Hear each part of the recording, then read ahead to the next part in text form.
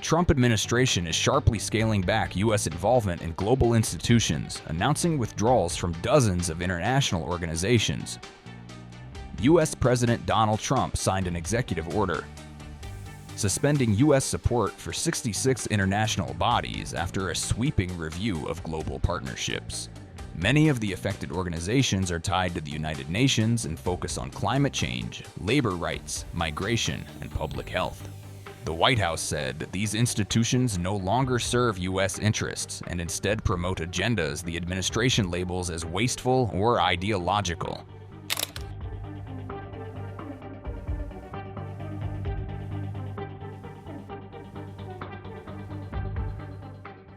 Secretary of State Marco Rubio said the groups are mismanaged, redundant, and in some cases pose a threat to U.S. sovereignty.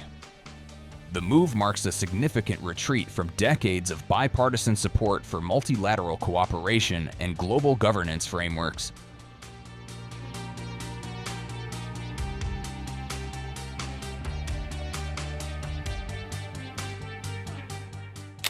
Among the most consequential exits is the withdrawal from the UN Framework Convention on Climate Change, the treaty underpinning climate talks. The agreement forms the foundation of the Paris Climate Accord, which Trump previously abandoned during his first term. The United States is one of the world's largest emitters, making its participation critical to any meaningful climate progress. Also targeted is the UN Population Fund, which provides reproductive health services in developing countries worldwide. Republicans have long accused the agency of supporting coercive abortion practices, claims later rejected by a State Department review after former President Joe Biden restored funding in 2021. Notably, funding for the agency was restored under former President Joe Biden, but is now once again being withdrawn. The administration has also halted support for organizations tied to democracy promotion, counterterrorism, and cultural cooperation. Recently, the United States was sharply condemned at a United Nations Security Council emergency meeting after U.S. forces captured Venezuelan President Nicolas Maduro and launched a military incursion into Venezuela, calling it a breach of international law and sovereignty.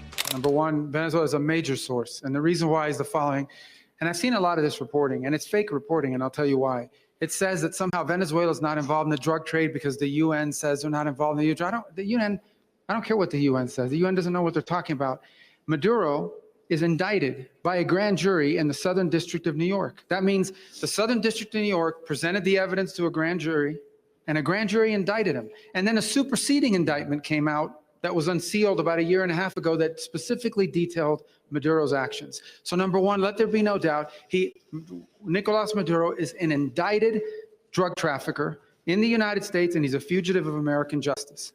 I now give the floor to Ms. Rosemary DiCarlo. Thank you, Mr. President. Today, I'm going to deliver a statement from Secretary General Antonio Guterres, who was not able to be here this morning. Mr. President, members of the Security Council, we meet at a grave time following the 3 January United States military action in the Bolivarian Republic of Venezuela. The broad outlines of the events of Saturday have been widely reported.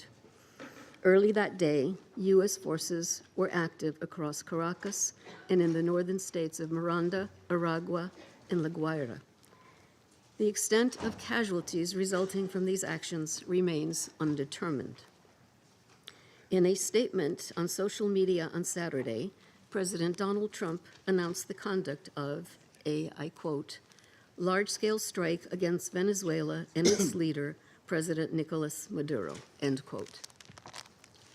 During a press conference on Saturday, President Trump stated, and I quote again, "We are going to run the country until such time that we can do a safe, proper, and judicious transition," end quote. The government of Venezuela has characterized the United States action as a military aggression carried out in civilian and military areas and as a flagrant violation of the Charter, posing a threat to international and regional peace and security. As we speak, President Maduro is being held in New York, accused by U.S. authorities, along with his wife, Celia Flores, of serious criminal offenses. What is less certain is the immediate future of Venezuela. I am deeply concerned about the possible intensification of the instability in the country, the potential impact on the region, and the precedent it may set for how relations between and among states are conducted. Mr. President, the situation in Venezuela has been a matter of regional and international concern for many years now. Attention on the country only grew following the contested presidential elections in July 2024. The panel of electoral experts I appointed at the Venezuelan government's request to accompany the elections highlighted serious issues. We have consistently called for the full transparency and the complete publication of the results of the elections. As reported to the Council on 23 December, the Office of the High Commissioner for Human Rights has cataloged serious violations. On 3 January, Venezuelan interim President Delcy Rodriguez invoked an emergency decree throughout the national territory, extending additional security powers to the government. Mr. President, the latest developments follow a period of heightened tensions beginning in mid-August, as discussed in this Council on 2 previous occasions. I have consistently stressed the imperative of full respect by all for international law, including the Charter of the United Nations, which provides the foundation for the maintenance of international peace and security. I remain deeply concerned that rules of international law have not been respected with regard to the 3 January military action. The Charter enshrines the prohibition of the threat or use of force against the territorial integrity or political independence of any state. The maintenance of international peace and security depends on the continued commitment of all member states to adhere to all the provisions of the Charter.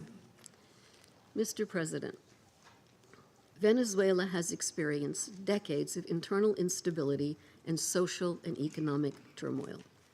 Democracy has been undermined. Millions of its people have fled the country. The situation is critical, but it is still possible to prevent a wider and more destructive conflagration. I call on all Venezuelan actors to engage in an inclusive, democratic dialogue in which all sectors of society can determine their future. This entails the full respect of human rights, the rule of law, and the sovereign will of the Venezuelan people. I also urge Venezuela's neighbors and the international community more broadly to act in a spirit of solidarity and in adherence to the principles, laws, and rules erected to promote peaceful coexistence.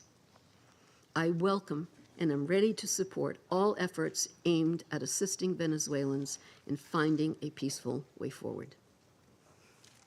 Mr. President, Excellencies, in situations as confused as complex as the one we now face, it is important to stick to principles. Respect for the UN Charter and all other applicable legal frameworks to safeguard peace and security. Respect for the principles of sovereignty, political independence, and territorial integrity of states. The prohibition of the threat or use of force. The power of the law must prevail.